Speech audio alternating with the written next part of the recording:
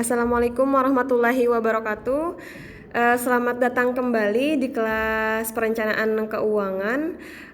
Dan pada kesempatan kali ini kita akan membahas materi mengenai evaluasi kesehatan keuangan. Dan ini merupakan pertemuan kita yang kedua.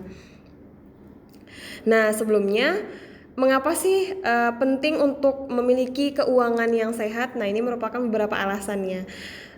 Seperti halnya tubuh kita, dompet kita pun kadang memiliki potensi untuk sakit.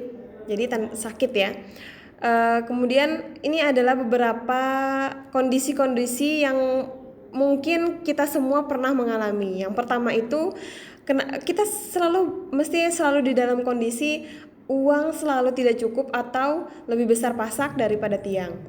Kemudian yang kedua, uang atau keuangan kita itu selalu habis untuk bayar hutang. Mungkin ada beberapa dari lingkungan sekitar, entah itu keluarga, teman, kerabat dan lain sebagainya, yang memang uangnya itu hanya untuk habis membayar cicilan seperti itu. Kemudian yang ketiga itu adalah sudah kerja bertahun-tahun tapi tetap saja tidak punya tabungan. Kok bisa ya? Kita sudah kerja misalkan 5 tahun tapi kok rasa-rasanya bekerja selama 5 tahun itu tidak memiliki tabungan sama sekali, seperti itu. Kemudian yang keempat itu berhutang untuk menutupi utang lama atau gali lubang tutup lubang. Jadi kita punya utang kemudian ngutang lagi untuk menutupi utang yang sebelumnya, dan begitu seterusnya. Nah, ini merupakan tanda-tanda kondisi yang keuangan itu kurang sehat. Kemudian yang kelima, sering berhutang ketika ada kebutuhan mendadak. Jadi karena tidak adanya tabungan tadi itu mengakibatkan setiap kita ada kebutuhan mendadak akhirnya tidak punya saving yang memadai. Ya, jadinya mau tidak mau kita harus berhutang seperti itu. Nah, maka perlu untuk kita melakukan periksa dompet atau kita memeriksa keuangan kita ya, seperti itu. Yang pertama itu kita harus melihat indikator apakah keuangan atau dompet kita itu dikatakan sehat ataupun tidak. Jadi jika kita lihat di sini di kolom ini, untuk uang tunai yang kita punya itu untuk standar sehatnya itu adalah saldonya harus mencapai 4 kali pengeluaran rutin bulan atau bahkan lebih. Nah, itu jadi kalau misalkan jumlah tabungannya itu jumlah tabungan kurang dari 4 kali pengeluaran rutin itu, maka dikatakan tidak sehat, seperti itu. Kemudian berapa sih banyak besarnya cicilan kita setiap bulan? Nah, itu tidak boleh lebih dari 35% dari penghasilan. Jadi kalau misalkan penghasilannya 52, misalkan anggap saja 3 juta per bulan, itu dikalikan dengan 35%, hasilnya berapa? Nah, itu hutang kita selama 1 bulan atau cicilan itu tidak boleh lebih dari nilai itu ya. Kemudian kita menabung. Nah, setidaknya tabungan itu 10% saja dari setiap penghasilan yang kita peroleh. Misalkan kita penghasilannya 2 juta rupiah, maka dikalikan 10%, setidaknya 200.000 saja kita itu menabung per bulannya, seperti itu. Nah, ini adalah beberapa kiat-kiat ya yang bisa dilakukan secara sederhana seperti itu. Jadi kita harus membuat catatan harta dan hutang. Jadi apa saja harta yang kita miliki, kemudian hutang. Apakah kalau misalkan kita melihat ya, kalau misalkan kita melihat jumlah dari ternyata harta itu lebih kecil dari hutang, nah berarti itu ada yang kurang baik, seperti itu. Jadi harus kita evaluasi lagi supaya kedepannya bisa proporsionalnya itu sesuai dengan yang seharusnya, seperti itu. Nah, jadi catatan penghasilan dan pengeluaran itu ya berupa gaji, kemudian hasil usaha yang lain, misalkan punya penghasilan selain gaji utama, kemudian uang dari hasil penyewaan dan lain-lain. Nah, ini kita harus juga membuat catatan penghasilan dan pengeluaran. Jadi pengeluaran kita itu ya seperti belanja kebutuhan rumah tangga harian, kemudian makan siang di kantor.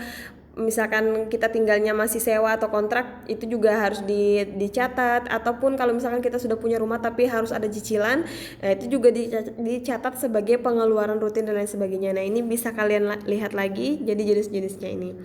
Jadi caranya itu adalah kita menjumlahkan semua penghasilan dan pengeluaran Maka setelah itu kita hitung total dari harta bersih. Jadi total harta bersih itu rumusnya total harta dikurangi total hutang. Maka itu adalah jumlah harta bersih kita, total harta bersih. Jadi total harta yang sudah kita buat tadi kemudian dengan total hutang yang kita miliki itu dikurangi seperti itu. Nah, ini dia. Jika setelah dihitung ternyata utang itu lebih besar dari harta atau pengeluarannya itu lebih besar dari penghasilan, maka jangan coba-coba untuk mengubah angka yang sudah ditulis dengan tujuan untuk menyesuaikan harta ataupun penghasilan yang telah kita miliki. Jadi usahakan setelah kita menghitung itu memang itu real dari kondisi keuangan kita. Jadi jangan sampai kita maksudnya merubah itu adalah supaya terlihat keuangan kita itu menjadi lebih baik seperti itu. Jadi kita manipulasi datanya. Nah, jangan seperti itu. Jadi kalau misalkan kita menginginkan keuangan kita itu baik, maka lakukanlah perhitungan dengan sejujur-jujurnya. Berapa harta yang kita miliki, bahkan utang dengan nominal sekecil apapun itu juga harus masuk ke dalam perhitungan seperti itu. Jadi usahakan dalam menghitung itu adalah kita melakukan dengan sejujur-jujurnya. Nah, ini format sih, ini lebih kepada format. Jadi penghasilan berapa, kemudian pengeluarannya berapa, jadi dikurangi seperti itu. Nah, ini rumus untuk menghitung perbandingan isi dompet. Nah, yang pertama itu ada 3 kondisi yang ingin kita tahu. Yang pertama adalah bandingkan jumlah uang tunai dengan pengeluaran rutin. Jadi uang tunai yang kita miliki itu dengan pengeluaran rutin yang kita gunakan itu kita harus bandingkan. Jadi rumusnya itu adalah ukuran uang tunai sama dengan uang tunai plus tabungan dibagi dengan pengeluaran rutin. Seperti itu.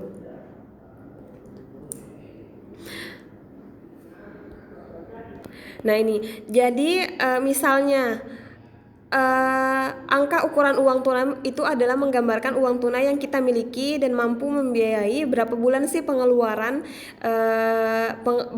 mampu membiayai berapa bulan pengeluaran ya, seperti itu. Jadi misalnya angka ukuran tunainya itu sebesar 2 bulan, jadi hasil dari penjumlahan ini ya, rumus yang ini, misalkan hasilnya itu 2 bulan, nah berarti uang tunai yang kita miliki itu mampu membiayai 2 bulan pengeluaran. Jadi selama jadi jumlah yang sudah kita jumlahkan tadi bisa membiayai 2 bulan pengeluaran. Nah, ukuran uang tunai yang sehat itu adalah 4. Nah, berarti uang tunai yang dimiliki itu dapat memenuhi pengeluaran selama 4 bulan. Jika nilainya itu di bawah 4, maka dapat dikatakan tidak sehat. Nah, kemudian yang selanjutnya itu adalah cicilan utang dengan uang. Jadi rumusnya itu adalah ukuran bayar cicilan itu sama dengan jumlah cicilan hutang per bulan dibagi dengan penghasilan rutin. Jadi jumlah hutang per bulan dibagi dengan penghasilan rutin. Misalkan kita punya cicilan, ada 2 cicilan. Yang pertama itu adalah rumah dan motor. Misalkan rumah 1 juta, kemudian motor 500.000. Kemudian penghasilan kita anggap saja 5 juta. Maka itu dibagi. Kemudian berapa hasilnya? Nah, itu merupakan ukuran bayar cicilan itu menjelaskan berapa persen penghasilan yang digunakan untuk membayar cicilan. Jadi berapa persen sih penghasilan dari 5 juta tadi itu untuk membiayai atau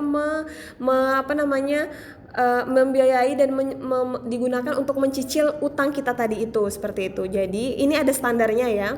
Misalnya angka ukuran bayar cicilan itu sebesar 50%. Hal tersebut menjelaskan bahwa 50% dari penghasilan itu digunakan untuk membayar cicilan. Kemudian ukuran bayar cicilan yang sehat itu adalah tidak lebih dari 30% atau sepertiga dari penghasilan. Jadi itu nanti bisa dilihat dari perhitungan masing-masing, seperti itu. Kemudian yang selanjutnya bandingkan jumlah uang yang ditabung dengan penghasilan. Nah, rumusnya itu adalah jumlah uang yang ditabung per bulan dibagi dengan penghasilan rutin per bulan. Nah, ini angka ukuran menabung yang sehat itu adalah 10%. Tadi sudah dijelaskan di kolom itu adalah setidaknya 10% dari penghasilan itu kita harus tabung. Nah, kalau nilainya itu kurang dari itu berarti harus ada evaluasi, harus ada perbaikan dan lain sebagainya. Nah, ini adalah ukurannya.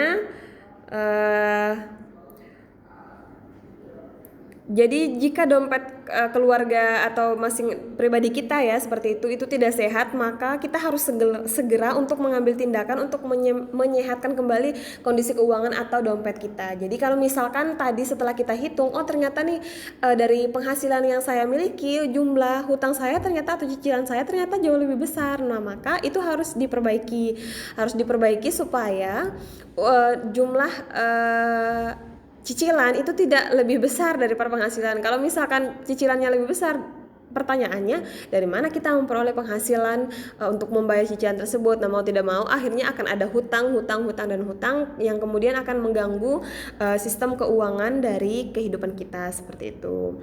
Nah, ini solusi untuk periksa dompet yang tidak sehat. Jadi kalau misalkan dari hasil perhitungan yang sudah kita lakukan tadi, ternyata hasilnya wah sayang sekali nih, keadaan kondisi keuangan saya ternyata tidak sehat. Nah, maka solusinya itu adalah yang pertama, coba kita menyisihkan uang dari penghasilan untuk kebutuhan dana cadangan itu dalam bentuk uang tunai, itu bisa. Kemudian misalkan kita memulai dengan menyisihkan ya berapapun, misalkan 5.000, 10.000 itu bisa di celengan ya, atau paling sedikit pun 1.000 sehari atau 5.000 sehari, 2.000 dan lain sebagainya, sesuai dengan kemampuan kita.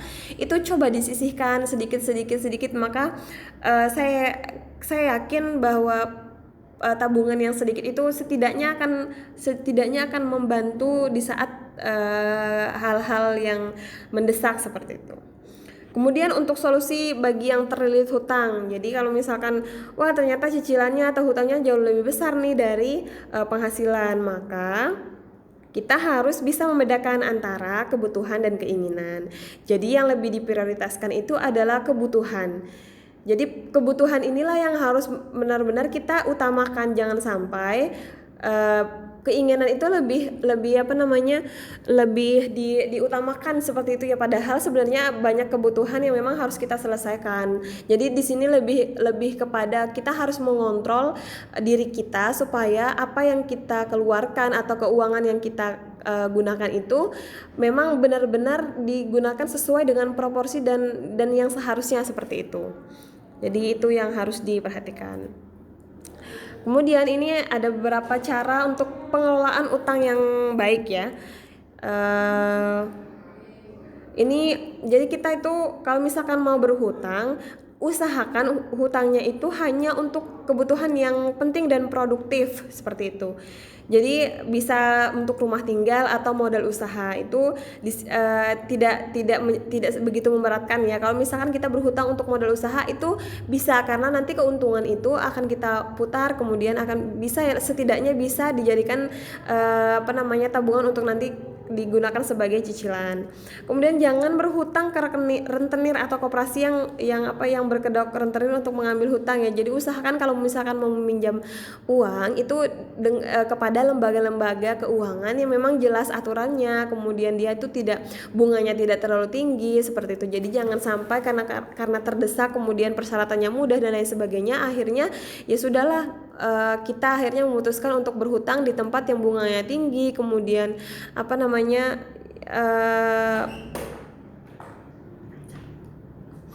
terus yang selanjutnya, yang ketiga, kita tidak perlu memiliki kartu kredit jika penghasilan kita itu di bawah 3 juta per bulan. Nah, itu akan memberatkan, karena kalau misalkan kita penghasilannya saja di bawah 3 juta kemudian berani untuk membuat kartu kredit, maka di awal bulan saat kita menerima gaji akan terpotong oleh kartu kredit itu. Kemudian jika terlilit hutang, jadi usahakan segera untuk melunasi seperti itu. Jadi setidaknya setiap bulan itu kalau misalkan kita punya hutang dicicil walaupun sedikit ya, seperti itu. Jadi itulah beberapa penjelasan mengenai bagaimana sih kita mengelola hutang, kemudian bagaimana kita memeriksa keuangan atau dompet kita supaya kondisi keuangan kita itu sehat dan tidak setiap bulannya kita tidak selalu susah seperti itu untuk menjalankan aktivitas, karena ya udah sebelum akhir bulan saja, udah pertengahan bulan saja keuangan kita ternyata sudah menipis, uang yang ada di ATM ataupun dompet kita tuh ternyata sudah kurang seperti itu.